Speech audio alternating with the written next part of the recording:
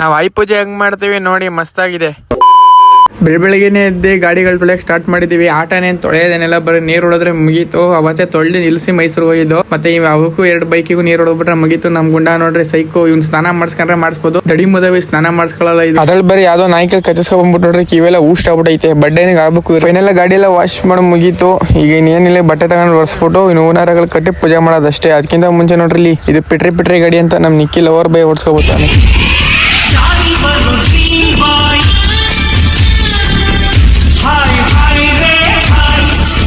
ನಮ್ ಶಿವಣ್ಣ ನಾನು ವಿಡಿಯೋ ಮಾಡಿಲ್ಲ ಅಂತ ಇನ್ನ ಅದಕ್ಕೆ ಗಾಡಿ ತೊಳೆ ಟೈಮಲ್ಲಿ ವಿಡಿಯೋ ಮಾಡ್ಬಿಟ್ಟಿದೀನಿ. ಅವ ಗಾಡಿ ತೊಳಿತಾ ಇದ್ರೆ ಈ ಓನರ್ ಅಪ್ಪಣ್ಣ ಅವರು ನೀರು ಹೊಡ್ಕೊಡ್ತಾರೆ.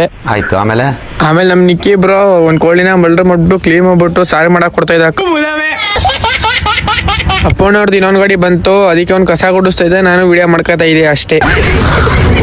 ಗಾಡಿಗಳನ್ನ ತೊಳ್ದು ನಾವು ಸ್ನಾನ ಮಾಡ್ಕೊ ಬಂದು ಗಾಡಿಗಳಿಗೆಲ್ಲ ಬಾಳೆ ಕಂತ ಕಟ್ತಾ ಇದೀವಿ. ಟೈಮ್ ಎಷ್ಟಾಗೈತೆ ಅಂದ್ರೆ 5 ಗಂಟೆ ಆಗ್ಬಿಟ್ಟೈತೆ. ನಮ್ ಕಿರಣ್ ನೋಡ್ರಿ ಹಾಗೆ ಅಪ್ಪಲ್ಲಿ ಪೂಜೆ ಸಾಮಾನು ಹಿಡ್ಕೊ ಹೋಯ್ತು. ನಾನು ಏನ್ ಲುಕ್ ಕೊಡ್ತಾನೆ. ಪೂಜೆ ಸ್ಟಾರ್ಟ್ ಆಗಕ್ಕಿಂತ ಮುಂಚೆನೆ ಪ್ರೇಕ್ಷಕರು ರೆಡಿಯಾಗಿ ನಿಂತಿದ್ರು ಗಾಡಿಗಳು ಹೆಂಗ್ ಪೂಜೆ ಮಾಡ್ತಾರೆ ಅಂತ ನೋಡಕ್ಕೆ.